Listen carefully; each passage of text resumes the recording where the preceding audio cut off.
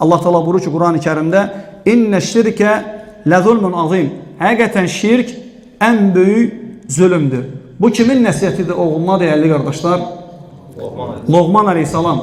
Ya buneyyə, ey oğlum, la tuşrik billah. Allah'a ortak koşma. Niye göre inne şirke lezulmun azim? Çünkü şirk en büyük zulümdür.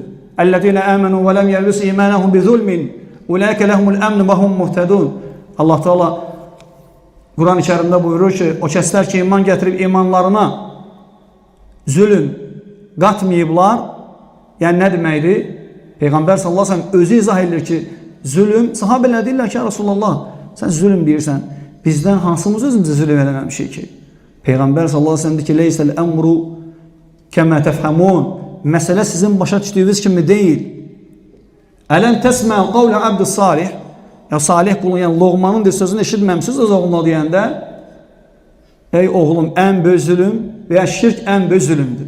Söhbət bu ayda neyden gelir? Şirkten. Kim Allah'a şirk koşursa adam artık zalimlik eləyir. Peygamber sallallahu aleyhi ve sellem hadisdə ki əzamu zən en büyük günah en tec'ale lillahi nidden ve huve halakak. En büyük günah Allah seni yaratmış olduğu halda Allah'a ortak koşmağındır.